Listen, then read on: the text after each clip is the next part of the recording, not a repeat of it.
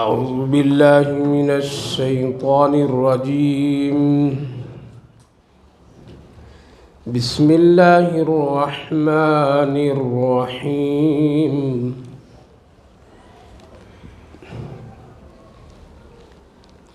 ضرب الله مثلا عبدا مملوكا لا يقدر على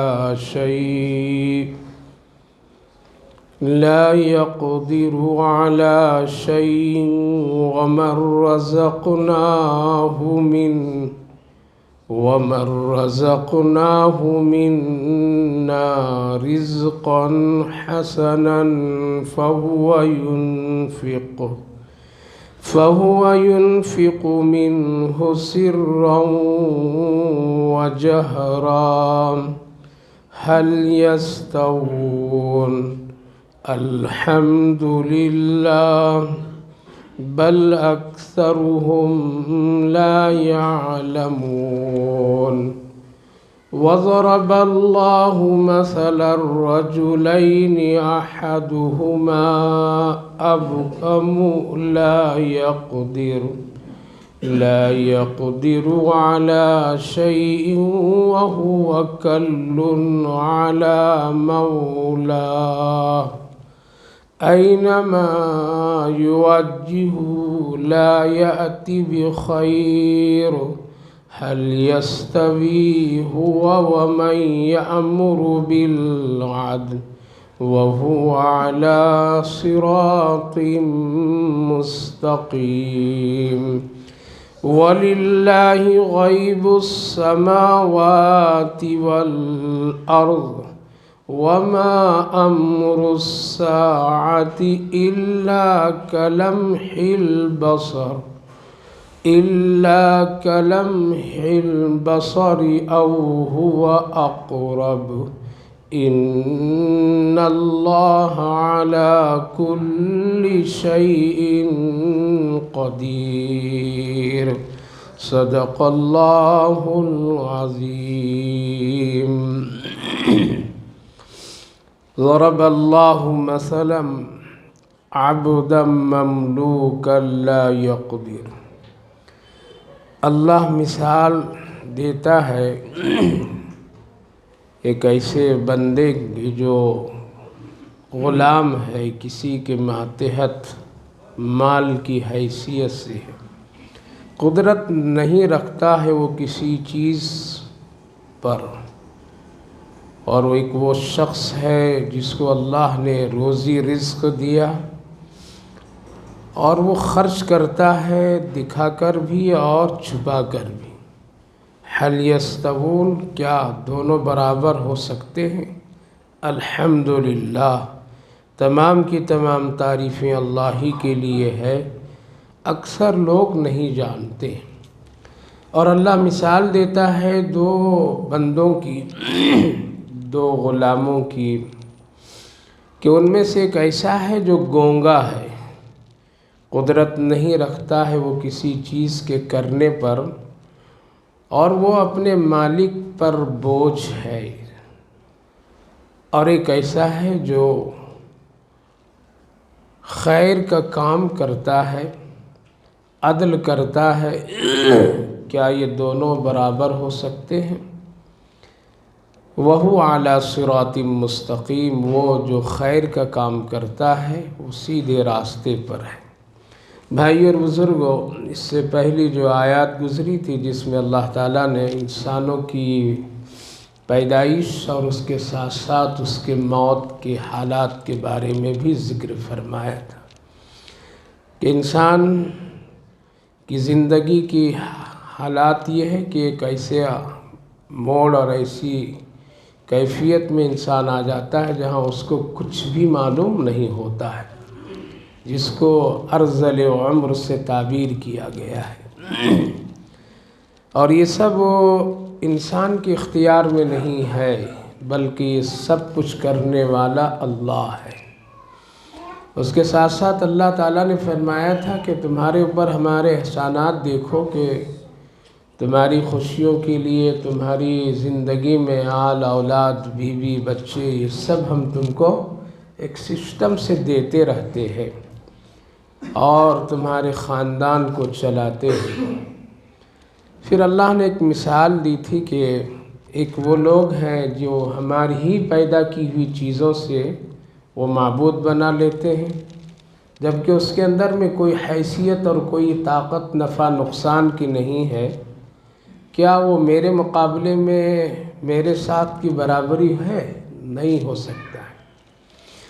اب جو اس وقت میں جو آیت کریمہ پڑھا ہوں اس میں بھی اللہ اسی طرح کی دو مثالیں، ایک تو یہ دیا کہ ایک وہ شخص ہے جو غلام ہے، ماتحت ہے کسی کے پاس، اور اس کا مالک ہے۔ مالک ایسا ہے، نیک آدمی ہے، وہ خرچ بھی کرتا اپنے مال سے جب جہاں جس وقت چاہتا ہے، سرًا جہرًا، یعنی دکھا کر کے بھی چھپا کر کے بھی۔ اور وہ بندہ جو اس کے ہاتھ میں مملوک یعنی ایک غلام کی حیثیت سے ہے، وہ چاہتے ہوئے بھی کچھ نہیں کر پاتا ہے، وہ خرچ نہیں کر سکتا، اس کے پاس مال نہیں ہے، اس کے پاس یہ طاقت نہیں ہے۔ تو یہ بتاؤ کہ یہ دونوں برابر ہو سکتے ہیں؟ نہیں ہو سکتے ہیں۔ هل یستوون، نہیں ہو سکتے۔ اسی طرح سے اللہ ہے، کھلانے والا، پلانے والا، پیدا کرنے والا، نفع نقصان کا مالک، ساری چیزوں کا نظام چلانے والا، اور وہ جس پتھر کو تم تراش کر کے لائے ہو اور میرے مقابلے میں اس کو معبود بنا دیا تم نے، اس کے اندر کچھ بھی کرنے کی صلاحیت نہیں، کیا یہ میرے ہمسر اور ہمارا برابر ہو سکتا ہے؟ بل اکثرهم الحمدللہ۔ اللہ نے فرمایا تعریف تمام اللہ ہی کے لیے۔ یہ موٹی چیز ہے آدمی کو سمجھنے کے لیے۔ اللہ فرمایا اکثر لوگ اس پر غور و فکر نہیں کرتے اور جانتے نہیں، حالانکہ بہت ہی واضح اور کھلی ہوئی چیز ہے۔ دوسرا ایک مثال اللہ نے دیا، ایک آدمی، ایک غلام کہہ لیجئے یا کسی کے ماتحت میں کام کرنے والا، وہ بالکل ناکارہ ہے، کام نہیں کر پاتا ہے، کوئی عیب ہے اس میں، بول نہیں پاتا ہے، اب کا یہاں کہا گیا ہے، یعنی وہ گونگا ہے، زبان اس کی ٹھیک نہیں ہے، صاف طور سے بات چیت نہیں کر پاتا ہے، کام کرنے میں بہت سست ہے، جو مالک کہتا ہے وہ نہیں کرتا ہے، سمجھتا بھی نہیں، کر بھی نہیں پاتا، کمزور ہے۔ اور ایک ایسا ہے کام کرنے والا جو بہت چست اور چالاک، یعنی حکم کرتے ہی وہ سارا کام کر دیتا ہے، دیر بالکل نہیں کرتا ہے اور ٹھیک ٹھیک کرتا ہے۔ کیا یہ دونوں میں برابری ہو سکتی ہے؟ نہیں ہو سکتی ہے۔ ایک وہ غلام، وہ کام کرنے والا جو بہت ہوشیار ہو، چالاک ہو، وہ کبھی بھی اس سے مقابلہ نہیں کیا جا سکتا ہے کہ جو کچھ بھی نہیں کر سکتا ہے، چونکہ عام طور پر میں انسانوں کی عادت ہے، ہم سب کی عادت ہے کہ جو ہمارے ماتحت میں کوئی کام کرے تو کیا وہ بہت چست چالاک ہو، اس سے ہم بالکل مکمل کام لینا چاہتے ہیں اور بالکل فٹ ہو، ذرا بھی کوتاہی نہیں کرے۔ اسی لیے کبھی کبھی لوگ وہ مثال دیتے، دیکھو اس کے گھر میں کام کرنے والا کتنا چست چالاک ہے، اس کا نوکر کتنا بہترین ہے، دیکھو اس کا آدمی کس قدر کہتا ہے فوراً کر دیتا ہے، فوراً کر دیتا ہے، دیر نہیں کرتا۔ تو ہے بیوقوف ہے، تو اتنا سست ہے، تو اتنا کاہلی ہے، اپنے کو بہت ہی اس کو طنز کرتے ہیں لوگ۔ کیا چاہتے ہیں کہ اچھا اچھا، یہ ایک انسان کی کمزوری ہے اور انسان کی بہت کمزوری ہے۔ وہ اپنے اور اپنے لوگوں کی اچھائیوں پر وہ نظر رکھتا نہیں بلکہ دوسروں پر نظر. مثلاً اپنی بیوی کی تعریف لوگ نہیں کریں گے، دوسروں کی کریں گے. پانی پوری کھا کر کے آئیں گے کسی اجنبی عورت لڑکی کے ہاتھ سے تو اس کی خوب تعریف گھر میں کریں، کیا ٹیسٹ، کیا مزہ. اور 30 سال سے بیوی مصیبت پریشانی دکھ درد میں روٹی پکا پکا کھلا رہی، کبھی بھی تعریف نہیں کرے گا. یہ ایک فطرت ہے انسان. اپنے بچوں کی حوصلہ افزائی نہیں کریں گے، دوسروں کی تعریف کریں، دوسروں کی تعریف کریں. اپنے بھائیوں کی خوبی نہیں بیان کریں گے، دوسروں کی بیان کریں. یہ انسان کی ایک کمزوری ہے اور یہ یوں کہہ لیجیے اخلاق کی گراوٹ ہے. کیا ہے؟ اخلاق کی گراوٹ ہے. اسی طرح سے اگر کوئی ماتحت ہی میں کام کر رہا ہے، دکان میں، فیکٹری میں، تو اپنے نوکروں اور اپنے لوگوں کی تعریف نہیں کریں گے. کس کا کریں گے؟ دوسروں کی کریں گے. بلکہ چاہیے اس کی حوصلہ افزائی کیجیے، اس کے ساتھ میں ہمدردی کا معاملہ کیجیے. ہاں کبھی ہوتا ہے ایسا کہ ایک آدمی سست ہے اور اللہ نے فرق رکھا ہے. ایک آدمی بہت سی چالاک ہوتا ہے، صحت مند ہوتا ہے، ایک آدمی ذرا کمزور ہوتا ہے، تو اس کو ذرا سا ایڈجسٹ کرنا چاہیے اور اس کو مل ملا کر کے زندگی گزارنا چاہیے. سمجھنا چاہیے شاید کہ اس بندے کی روزی اللہ نے میرے ہاتھ میں دیا ہے، لیا چلو کسی طرح سے کرو اور اس کو برداشت کرو، اس کو کسی طرح زندگی کو چلاؤ. لیکن اس کو ڈانٹنا، اس پر تنبیہ کرنا اور اس کو دھمکی دینا، اس کو بار بار اس کی کمزوریوں اور عیبوں کو ظاہر کرنا، یہ ایک اچھے انسان، اچھے مالک کا کام نہیں ہے. ایک بادشاہ تھا یا ایک بڑا آدمی تھا، وہ بھی نوکر رکھا تھا. ہمیشہ اپنے خادم کو کہتا تھا تو ٹھیک کام نہیں کرتا، اس کا بہت اچھا ہے، وہ بہت اچھا، اس کا ایک کام فوراً کر دیتا ہے. اس لیے تم بھی ذرا چالاک بنو، اچھا بنو، ایک کہوں تو 2 کام کیا کرو، تب جانے تم اچھا ہو. آگے ٹھیک ہے ایسا ہی کریں گے. بیچارہ ایسا ہی کرتا رہتا تھا، کبھی کبھی پڑھ کر کے کام کرتا تھا تاکہ میرا مالک خوش ہو جائے. ایک مرتبہ بیمار ہو گیا، کہا کہ بھائی بیمار ہو گیا ہوں، کوئی حکیم صاحب کو بلا کے لاؤ. کہا کہ ٹھیک ہے. چلا گیا، 3-4 لوگوں کو بلا کے لایا. کہا کہ لے آیا ہوں سب کو بلا کر. سب کو؟ کتنے لوگ؟ حکیم صاحب کو، ڈاکٹر صاحب کو بلانا تھا نا. کہا کہ ہاں ان کو بھی لے آیا ہوں. اور یہ 2-3 لوگ؟ ہاں ان کو لایا ہوں کہ اگر ڈاکٹر جواب دے دیا تو موت آپ کی، تو کفن یہ کریں گے،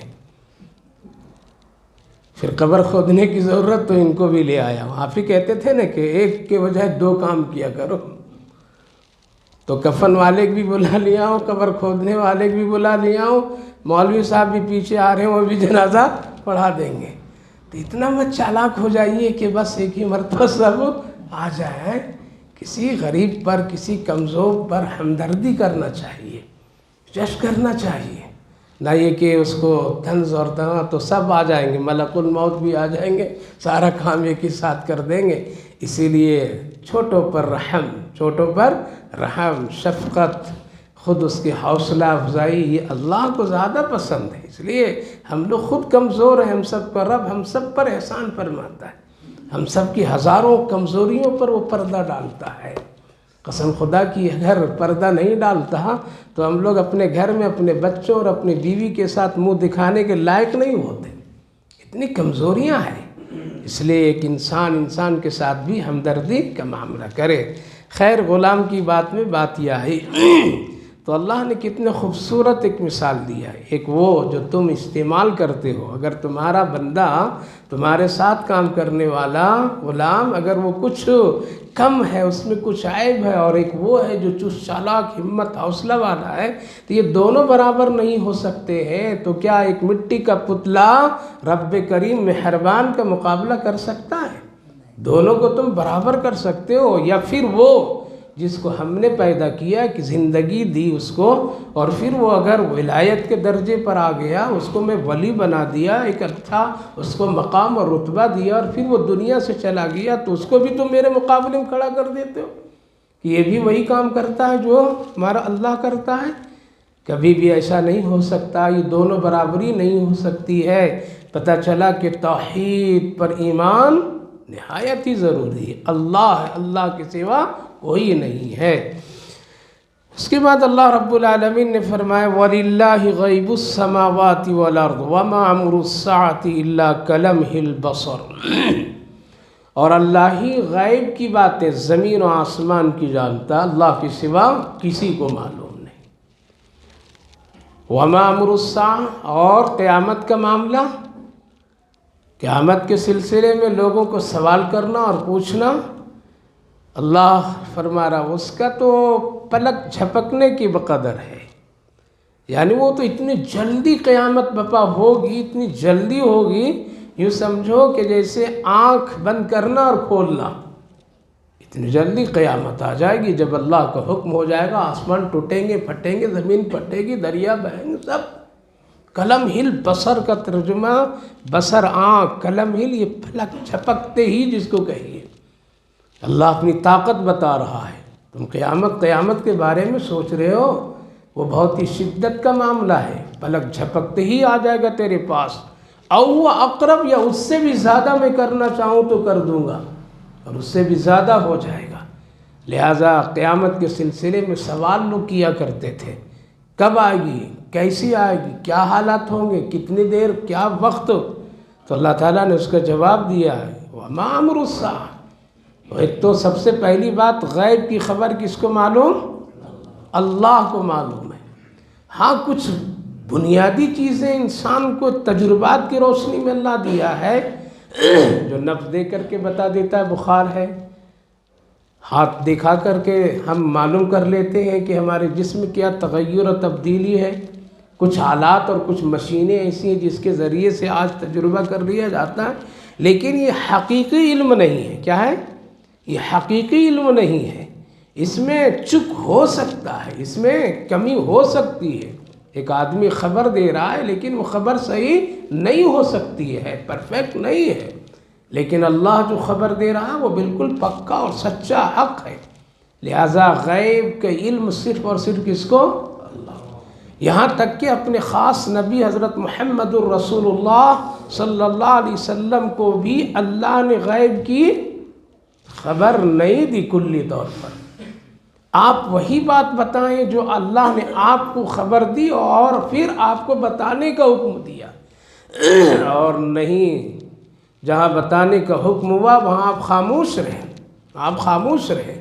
لہذا اللہ کے رسول صلی اللہ علیہ وسلم بھی کلی طور پر عالم الغیب نہیں تھے، کلی طور پر عالم الغیب نہیں تھے کہ وہ ہر ایک خبر کو بتا دیتے، نہیں، اللہ جو کہتا وہی نبی کہتے۔ اسی لیے آپ نے ارشاد فرمایا کہ اگر میں غیب کی خبر جان لیتا تو پھر بہت سارے خیر کو جمع کر لیتا اور نقصانات سے ہم کیا ہوتے؟ بچ جاتے۔ اس کی بس ایک مثال ہم آپ دیتے ہیں، سمجھیے۔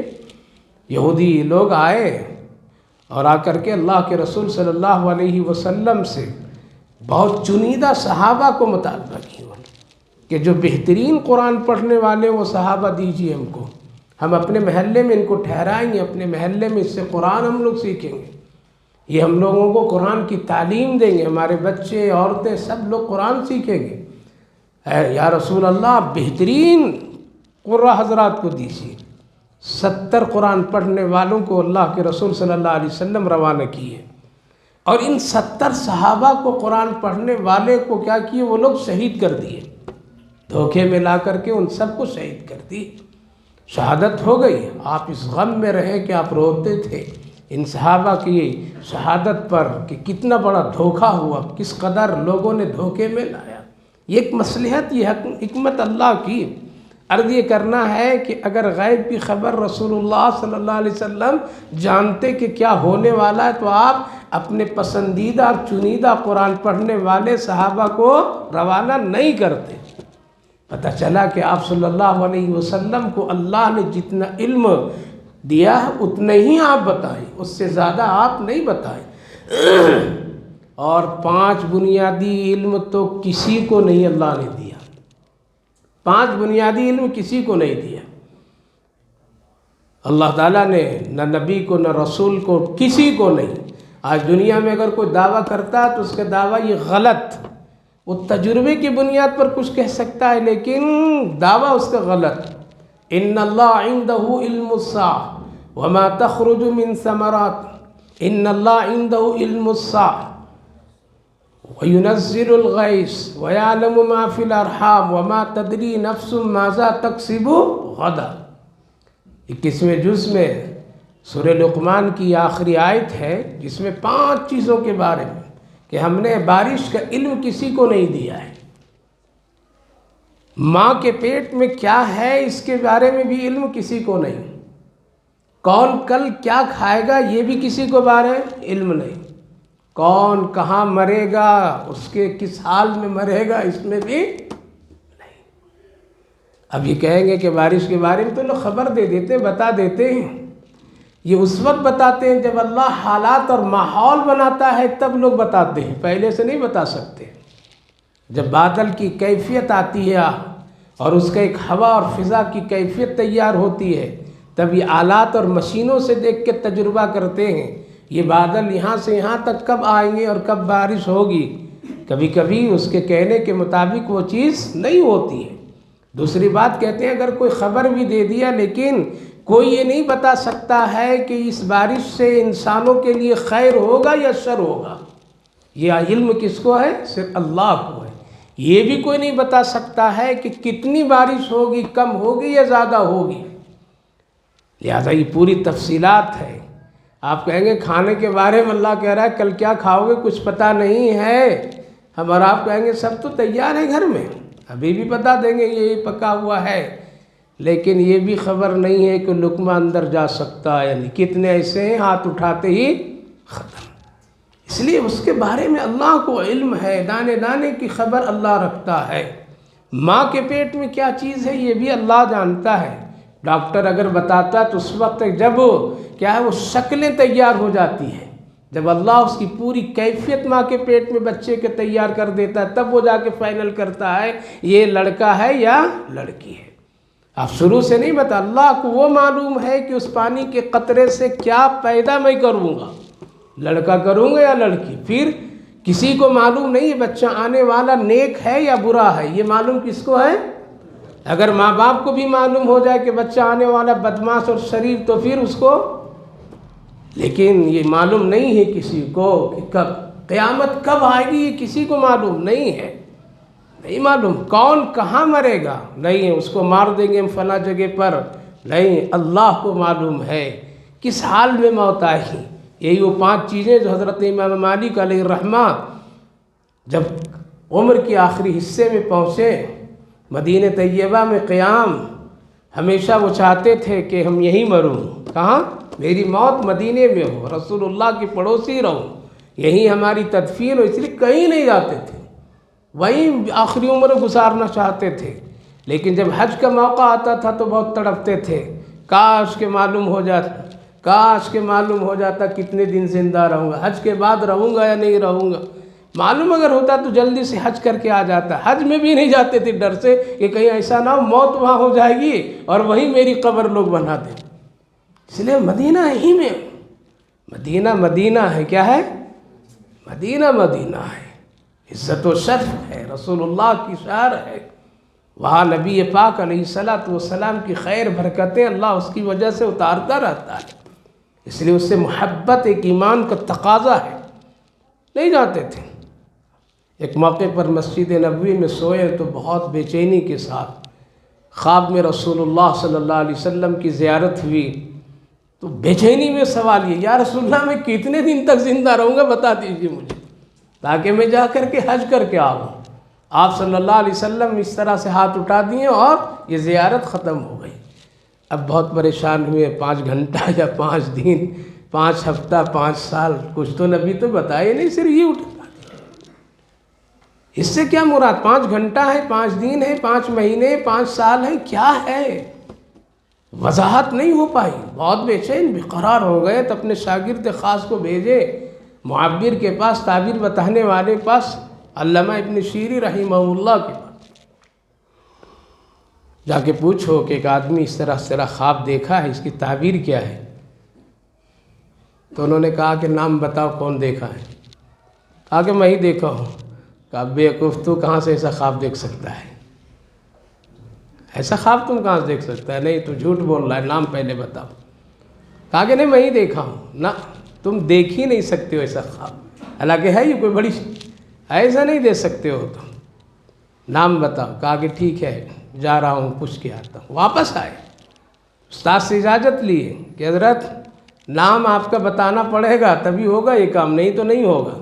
کہا کہ جب آپ میرا نام بتاؤ۔ آگے بات بتائیں کہ یہ خواب حضرت امام مالک علیہ الرحمہ دیکھیں۔ انہوں نے کہا ہاں ایسا خواب وہی دیکھ سکتا ہے، دوسرا کوئی نہیں دیکھ سکتا ہے۔ کہا کہ جاؤ ان کو کہہ دو کہ سورہ لقمان کی آخری آیت پڑھ لیں۔ اللہ کے رسول نے ان 5 چیزوں کی طرف اشارہ کر دیا کہ امام مالک ان 5 چیزوں کا علم ہم کو بھی نہیں جو تم ہم سے پوچھ رہے ہو۔ قرآن میں اللہ نے 5 چیزوں کا ذکر کر دیا ہے، ہم کو بھی معلوم نہیں ہے جو ہم سے تم سوال کر رہے ہو۔ ان اللہ عندہ علم الساعہ، ہم کو پتہ نہیں ہے، اس لیے اللہ ہی کو معلوم ہے۔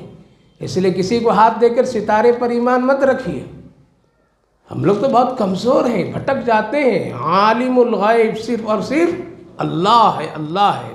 تو اللہ نے فرمایا وما امر الساعہ، اور قیامت کا معاملہ اتنا سخت ہے اور اتنی جلدی ہے کہ آنکھ جھپکتے ہی قیامت تیرے لیے آ جائے گی۔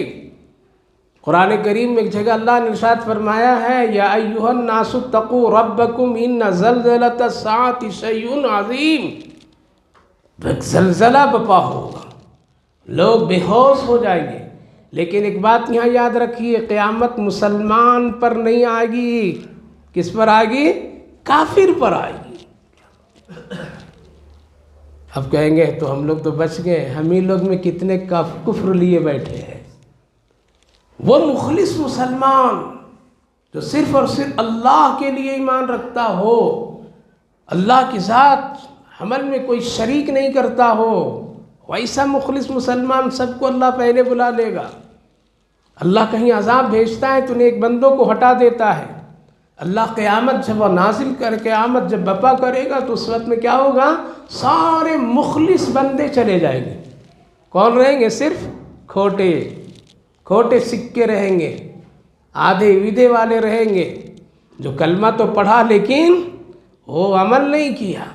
لہذا قیامت کفر پر، کافروں پر آئے گی قیامت، ان لوگوں کے لیے، مومن پر قیامت نہیں آئے گی۔ اور اس دہشت سے لا خوف علیہم ولا هم يحزنون، اس لیے ایمان میں پکا رہیے، سچا رہیے، توحید والا بنیے، شرک سے بچیے، بدعات سے بچیے، رسومات سے بچیے، دین میں خلط ملط ملاوٹ کی کیفیت اپنی زندگی میں مت پیدا کیجیے۔ لہذا قیامت آئے گی۔ اللہ کے رسول صلی اللہ علیہ وسلم سے صحابہ نے پوچھا یا رسول اللہ قیامت کب آئے گی، کچھ بتا دیجئے۔ تو اللہ نے بتایا کہ کچھ علامتیں، پیشین گوئیاں بتا دو۔ آپ نے پیشین گوئیوں کی طور پر میں کچھ علامتیں بتائی ہیں کہ یہ جب حالات دنیا میں رونما ہو جائیں گے تو سمجھ لینا قیامت قریب ہے۔ اور آپ نے ایک ترتیب سے موٹی موٹی باتیں بتاتے چلے گئے، باریکی باتیں تو 50 نہیں 100 ایسے ہیں جو سب ہو گئے ہیں، سب ہو گئے۔ اب صرف بڑی بڑی علامتیں باقی ہیں، چھوٹی چھوٹی علامتیں سب ہمارے اور آپ کے نظروں کے سامنے ابھی بھی ہے، کوئی بھی چیز باقی نہیں رہی۔ آپ نے فرمایا ابو ہریرہ قیامت اس وقت آئے گی جب مکہ اور مدینے کے پہاڑوں کو چیر کر کے لوگ خوبصورت راستہ بنانے لگیں گے۔ ابو ہریرہ قیامت اس وقت آئے گی جب مکہ اور مدینہ میں بڑی اونچی اونچی عمارتیں لوگ بنانے لگیں گے۔ ابو ہریرہ قیامت اس وقت آئے گی جس وقت خانہ کعبہ کے ارد گرد بڑی اونچی عمارتیں کھڑی ہو جائے گی۔ قیامت اس وقت آئے گی جس وقت میں مکہ اور مدینے میں باہر کی چیزیں اور مٹی لا کر کے سبزہ اگانے لگیں گے۔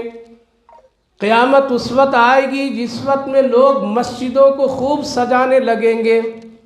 قیامت اس وقت آئے گی جب مسجدوں میں نمازیوں سے بھیڑ ہوگی لیکن کسی کی نماز قبول نہیں ہوگی۔ قیامت اس وقت آئے گی جس وقت لوگ باپ کو دھکا دیں گے، دوستوں کو قریب کریں گے۔ قیامت اس وقت آئے گی جس وقت میں لوگ ماں کو ایک نوکر کا درجہ دیں گے اور خادمہ اور سہیلیوں کو لوگ درجے میں اپنا قریب کریں گے۔ قیامت اس وقت آئے گی جس وقت میں عورتیں باریک سے باریک اور مختصر کپڑے پہننے لگیں گی، جس وقت میں مرد اور عورت کو پہچاننا مشکل ہو جائے گا، قیامت قریب ہو جائے گی۔ قیامت اس وقت آئے گی جس وقت میں لوگ شراب کا نام بدل بدل کر کے پینے لگیں گے۔ قیامت اس وقت آئے گی جس وقت میں لوگ ڈر سے کسی کو سلام کریں گے۔ قیامت اس وقت آئے گی جس وقت مسجد کو دنیا داری میں استعمال لوگ کریں گے۔ قیامت اس وقت آئے گی جس وقت لوگ قرآن بہت خوبصورت پڑھیں گے لیکن اندر حلق کے اندر نہیں اترے گا۔ قیامت اس وقت آئے گی جس وقت میں لوگ زکوٰۃ کو بوجھ سمجھیں گے اور فضول خرچیاں کرنا آسان سمجھیں گے۔ قیامت اس وقت آئے گی، قیامت اس وقت آئے گی جس وقت میں لوگ مردوں کی شناخت بھلا دیں گے اور عورتوں کو آگے کر دیں گے۔ قیامت اس وقت آئے گی جس وقت میں مردوں کا اقتدا اور اس کا بڑا عورتیں کام کرنے لگے گی۔ قیامت اس وقت آئے گی کہ ایک مرد کے پیچھے 50 عورتیں رہے گی ماتحتی میں۔ قیامت اس وقت آئے گی جس وقت میں لوگ قرآن اور بڑوں کو لوگ عیب نکالنے لگیں گے۔ آج یہ سب ہے نہیں، ایک بھی چیز ہے ایسا، ساری چیزیں ایک ایک۔ قیامت اس وقت آئے گی جس وقت کعبہ اٹھ جائے گا، ابھی نہیں اٹھا ہے۔ قیامت اس وقت آئے گی جس وقت سورج کا نکلنے کی جگہ بدل، ابھی نہیں ہوا ہے۔ قیامت اس وقت آئے گی جب حضرت عیسیٰ علیہ السلام آ جائیں گے اور 40 اور 45 سال کی زندگی وہ گزار کر کے چلے جائیں گے۔ قیامت اس وقت آئے گی جس وقت میں مالداری خوب پھیلے گی اور غربت ختم ہو جائے گی۔ سب ہوئے، ساری چیزیں، ایک ایک چیز پر غور کریں۔ جس وقت اللہ ناراض ہو جائے گا اور ظالم حکومتیں بیٹھ جائے گی، قیامت قریب ہو جائے گی۔ یہ سب حالات ہیں، آج ظالم بیٹھے ہوئے ہیں۔ شراب کا نام بدل بدل کر کے ہم لوگ پی رہے ہیں، سود کا نام بدل بدل کر کے ہم تجارت اور استعمال کر رہے ہیں۔ باریک باریک گھر میں عورتیں کپڑے پہن رہی، مختصر پہن رہی ہیں، کوئی روکنے والا، کوئی ٹوکنے والا نہیں۔ قیامت ظاہر ہے۔ مکہ اور مدینے کے حالات تو اس طرح سے ہیں جہاں اونچی اونچی عمارتیں بنانے میں لوگ لگے ہوئے ہیں آج بھی۔ یہ ساری چیزیں اللہ کے رسول صلی اللہ علیہ وسلم جب بیان فرما رہے تھے میرے دوستو، کیا اس وقت کوئی انجینئر بیٹھا تھا؟ مسجد نبوی کی وہ چھت، پتوں والی چھت کے نیچے بیٹھ کر کے ٹاٹ پر اللہ کے رسول ایک ایک بات بول رہے تھے اور وہ پوری کی پوری ثابت ہوتی چلی گئی۔ قیامت اس وقت آئے گی کہ لوگ دنیا کی خبر رکھیں گے اور اپنے پڑوسی کا خبر نہیں رکھیں گے۔ آ جائے تھے دنیا کی خبر ہم رکھ رہے ہیں لیکن ہمارے ارد گرد کون ہے اس کی کوئی خبر نہیں ہے، کوئی خبر نہیں ہے۔ ہر ایک چیز، ایک ایک چیز پر ہم اور غور کریں تو وہ رسول اللہ صلی اللہ علیہ وسلم نے جو فرمایا وہ بالکل برحق سب ہوتی جا رہی ہے، بس وہ موٹی موٹی چیزیں مانی باقی ہے۔ قیامت 10ویں محرم کا مہینہ، عاشوراء کا دن۔ صحابہ نے پوچھا رسول اللہ سن ہجری، کہا کہ یہ نہیں مجھے معلوم، دین تو محرم کا ہوگا، عاشوراء کا دن ہوگا، لیکن ہجری کیا ہوگی یہ مجھے اللہ نے منع کر دیا۔ میرے بھائیو بزرگوں، ایک ایک چیز پر آج ہم غور کریں، مسجدوں پر غور کریں، علماء پر غور کریں، مدارس پر غور کریں، اپنی نیچی زندگی پر غور کریں، تجارت پر غور کریں تو قیامت کے پورے آثار پھیلے ہوئے ہیں۔ ابھی بھی اگر کوئی آدمی اس سے غفلت میں ہے تو وہ گویا کہ غفلت میں اس کی زندگی گزر رہی ہے، ہوش میں آنا چاہیے۔ تو اللہ فرمایا وَمَا أَمْرُ السَّاعَةِ إِلَّا كَلَمْحِ الْبَصَرِ، قیامت آئے گی اس حال میں کہ آدمی کھڑا ہوگا، بیٹھنا چاہے گا لیکن بیٹھ نہیں سکے گا۔ قیامت اس حال میں آئے گی کہ اٹھنے والا آدمی اٹھنا چاہے گا لیکن اٹھ نہیں سکے گا۔ اتنی جلدی قیامت آئے گی۔ اِذَا السَّمَاءُ انفطرت وَإِذَا الْكَوَاكِبُ انتَثَرَتْ وَإِذَا الْبِحَارُ فُجِّرَتْ، میں آسمان کو توڑ پھوڑ کر کے درہم برہم کر دوں گا۔ اذا زلزلت الارض زلزالها واخرجت الارض اثقالها، قرآن کریم کی صورتوں پر غور کیجئے، جا کے پڑھیے قیامت کے نقشے اللہ کس طرح شدت کے ساتھ بیان فرمایا ہے تاکہ تم غافل نہ رہو۔ کلمح البصر او هو اقرب ان اللہ علی کل شیء قدیر، اللہ ہر چیز پر پوری قدرت رکھنے والا ہے۔ تو میرے بھائی بزرگوں، یہ دنیا کا حصہ بہت بڑا گزر گیا۔ کتنا گزر گیا؟ بہت بہت کا 9 پوائنٹ گزر گیا. کتنے؟ 9 پوائنٹ گزر گیا. آخری پوائنٹ میں کہیں گے کہ مولوی صاحب یہ تو بڑی بات بتا رہے ہیں آپ. ہاں بھائی مولوی تو تھوڑے ایسے ہیں. مولوی علماء قرآن کی روشنی میں جو تحقیقات کرتے ہیں اچھے اچھے لوگ دماغ والے نہیں کر پائیں گے. آپ کیا سمجھتے ہیں؟ ہم اپنے بارے میں نہیں کر رہے ہیں کہ الحمدللہ ہمارے بڑوں نے جو تحقیق کر کے بتایا وہ میں بتا رہا ہوں. ایسے ایسے لوگ گزر گئے ہیں. 9 پوائنٹ دنیا کی زندگی ختم. حضرت آدم علیہ السلام کی عمر کتنی تھی؟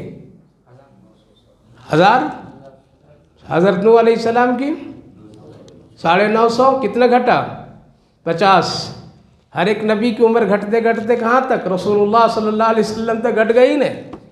اب زیادہ سے زیادہ کتنا زندہ رہتے ہیں؟ سنچری مار دیں گے اگر کوئی 100 آیا تو اور ریکارڈ. ورنہ 50 60 70 80 میں کام ختم. یہ جو 100 کے درمیان اس وقت میں انسانوں کی جو عمر گزر رہی ہے یہی ہے آخری پوائنٹ ہے دنیا کی. دنیا کی بھی عمر 10 پوائنٹ پر اللہ نے رکھا. ایک ایک کر کے کیا کیا؟ ختم کرتے چلا جا رہا ہے. اب یہ آخری پوائنٹ پہ ہے. بنا لیجئے، سجا لیجئے، کچھ کام آنے والا نہیں ہے. حقیقی جو ہے وہ آخرت ہے، قبر ہے، حشر ہے. اس لیے میرے بھائیو بزرگوں دنیا کی فکر تو ضرور ضرورت کے بقدر کیجیے اور آخرت کی فکر زیادہ کیجیے، زیادہ کیجیے. اللہ فرمایا، پھر اللہ آگے فرما رہا واللہ اخرجکم من بطونکم. اگر تم کو شک ہے کہ قیامت کیسے آئے گی، تم کو اگر شک ہے کہ مرنے کے بعد زندہ ہم کیسے کریں گے، تم کو اگر شک ہے کہ اللہ کس طرح سے پھر انسان کو کھڑا کرے گا، تو ذرا تم اپنی پیدائش پر غور کرو. واللہ اخرجکم من بطون امہاتکم. اللہ وہ ہے جو تم کو پیدا کیا ہے ماں کے پیٹ سے، تمہارے ماں کے پیٹ سے. لا تعلمون شیئا، تم کچھ بھی نہیں جانتے تھے. پڑھ کے آئے تھے. انسان کے ماں کے پیٹ سے پڑھ کر کے آتا ہے. اللہ فرمائے کچھ بھی نہیں جانتے تھے تم. ہم نے تم کو وجعل لکم السمع، ہم نے تم کو کان دیا، والابصار، ہم نے تم کو آنکھ دی، والافئدہ، اور ہم نے تم کو دل دیا، لعلکم تشکرون، تاکہ تم شکر گزار بندہ بنو. یہاں ایک جملہ ہے لا تعلمون شیئا. تم ماں کے پیٹ سے جب آئے کچھ بھی نہیں جانتے تھے. کچھ جانتے تھے؟ ماں باپ بھی نہیں جانتے تھے. سب سے پہلا علم جو بچوں کو دیا گیا وہ کیا دیا گیا؟ رونے کا علم. کیا دیا گیا؟ بچہ روتا ہے تو ماں سمجھتی بھوک لگ گیا. بچہ بولتا ہے ہم کو دودھ پلاؤ. رونے سے اس کی ساری چیزیں ضرورت پوری کراتا اللہ تعالیٰ. یہ رونے کا علم جو دیا ہے وہ کون دیا؟ اللہ دیا. آتے ساتھ بچہ روتا ہے.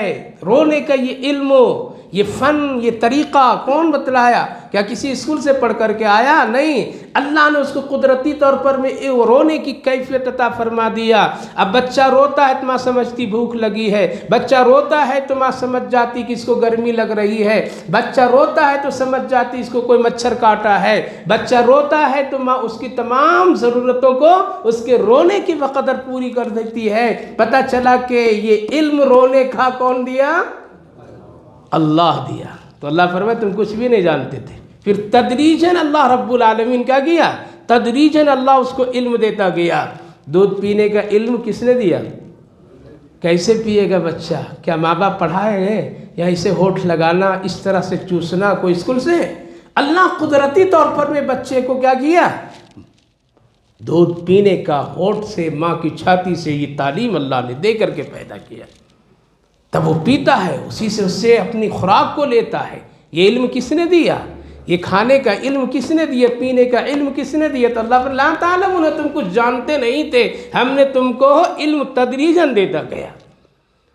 ساری چیزیں بچے کے لگ جاتے ہیں کہاں؟ ماں کے پیٹے میں سب لگ جاتا ہے، کوئی چیز باقی نہیں. کچھ باقی رہتا ہے؟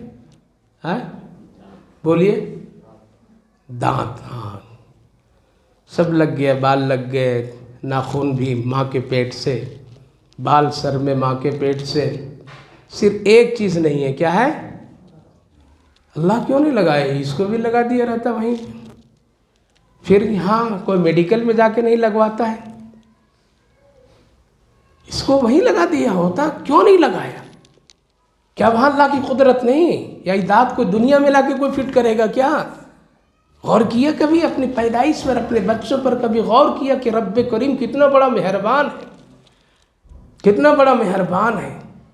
کسی نے پوچھا، جواب دینے والے نے جواب دیا، کیا خوبصورت! حضرت حکیم الامت مولانا اشرف علی تھانوی علیہ الرحمہ، حجت الاسلام حضرت مولانا قاسم صاحب نانوتوی بانی دارالعلوم دیوبند نے جواب دیا۔ اللہ کی شان کریمی دیکھو، دانت نہیں لگایا۔ یہاں رک کے ایک لطیفہ سنا۔ حضرت مفتی محمود حسن صاحب گنگوہی مفتی اعظم دارالعلوم دیوبند تھے، ان سے کسی نے پوچھا، داڑھی پر گفتگو ہوئی، بات چیت ہوئی، تو اس نے کہا کہ نہیں حضرت، اللہ رب العالمین چہرے پر بال کو پسند نہیں کرتا ہے۔ اگر اللہ کو پسند ہوتا تو ماں کے پیٹھی سے یہاں بھی بال نکال کر کے پیدا کیا ہوتا۔ سر پہ بال پسند کرتا ہے تو ماں کے پیٹ میں سر پہ بال لگا دیا۔ چہرے پر جو یہ داڑھی کی کیفیت، یہ بال جو ہے، یہ اللہ پسند نہیں کرتا ہے، اور اللہ کو پسند نہیں تھا تبھی تو نہیں ماں کے پیٹ میں لگایا۔ اس لیے ہم بھی داڑھی نہیں رکھتے ہیں۔ جب اللہ کو ماں کے پیٹ میں ایک چیز پسند نہیں تو ہم اس چیز کو کیوں رکھیں؟ داڑھی نہ رکھنے والے خوش ہو گئے، کیا سوال ہے، اچھا ہے، صحیح ہے نا؟ حضرت نے ماں کے پیٹ میں اللہ نے دانت نہیں لگایا تو 32 دانت توڑو، تب جانے تم اللہ کے حکم پر عمل کرتے ہو۔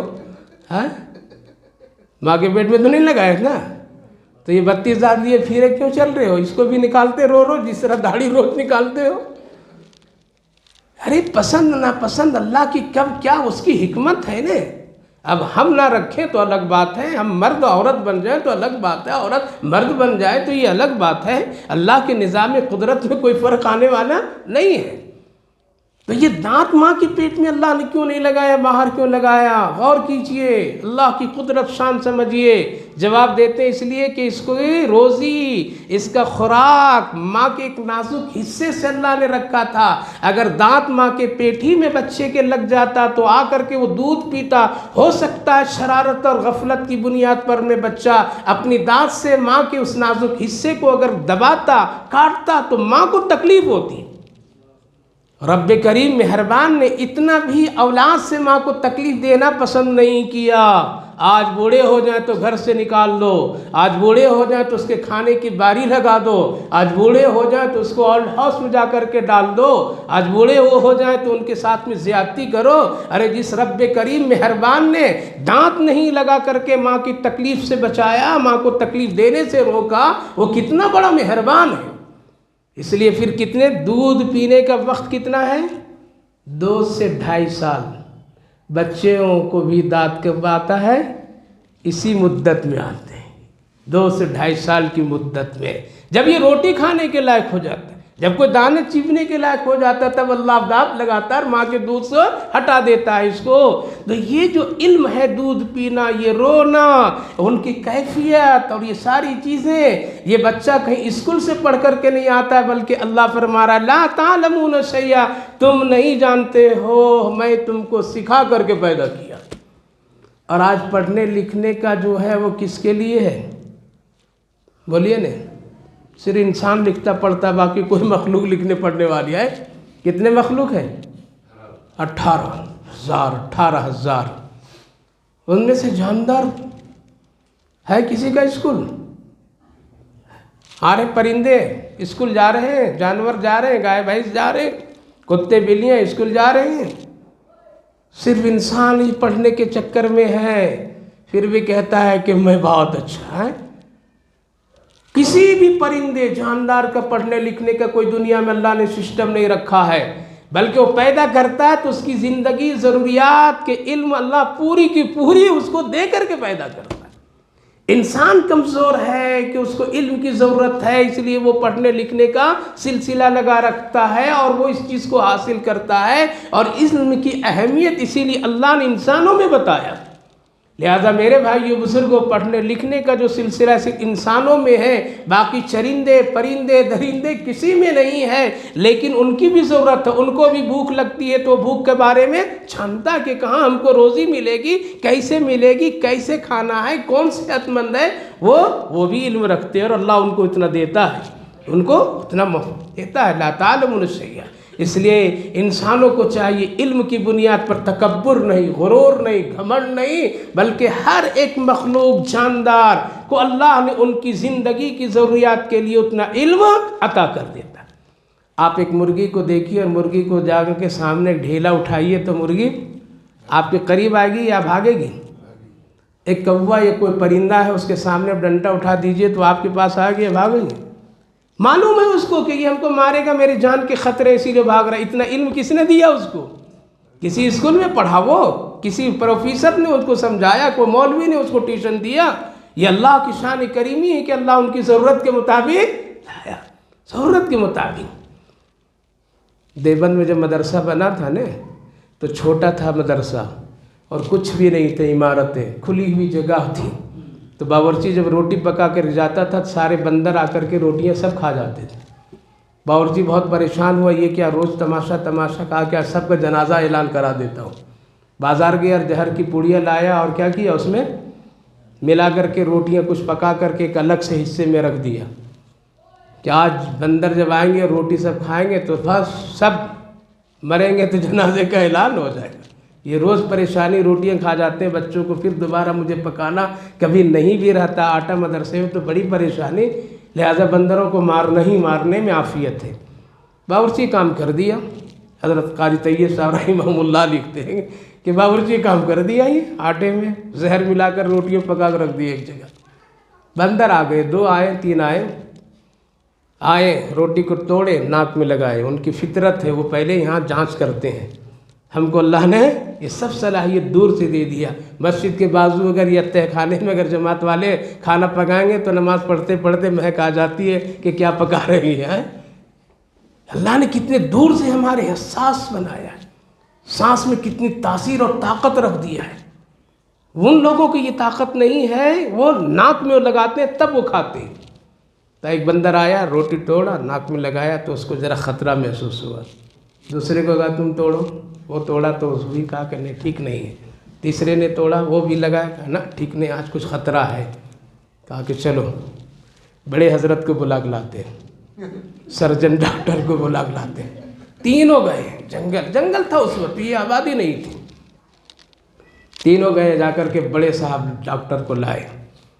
وہ آیا، چیک کیا، وہ بھی سنگا، کہا کہ ہاں اس میں زہر ملا ہوا ہے، چلو واپس۔ اب دوا لے کر کے آتے ہیں، پھر کھاتے ہیں۔ انسان بہت چالاک ہے۔ اب یہ گئے چاروں، اور جانے کے بعد وہ باورچی دیکھ رہے تماشا سب کیا کیا کر رہے ہیں۔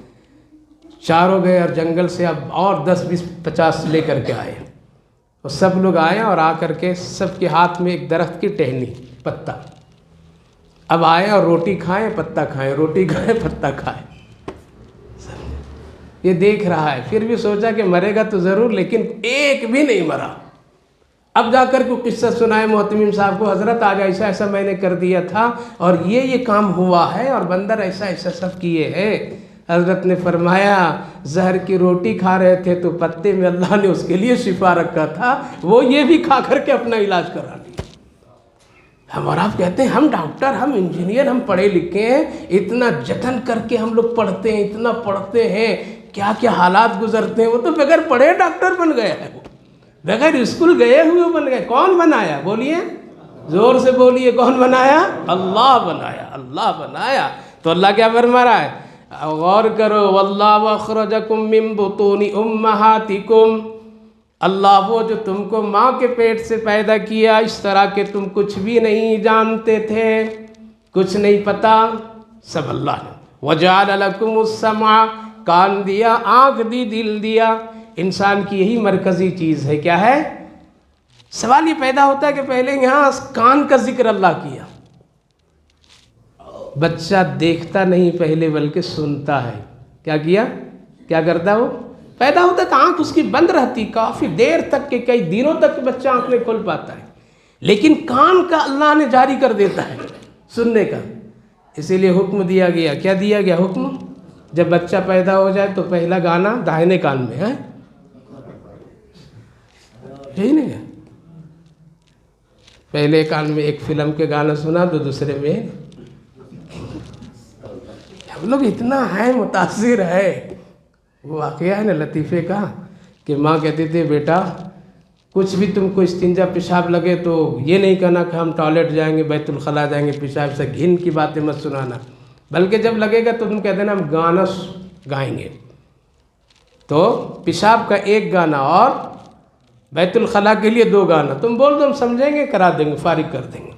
یہ ماں بیٹے کی فلسفہ دونوں، باپ کو خبر نہیں، ماں ایک دن میکے چلی گئی، بچہ باپ کے ساتھ رات گزار رہا ہے، 12 بجے رات جب ہوا تو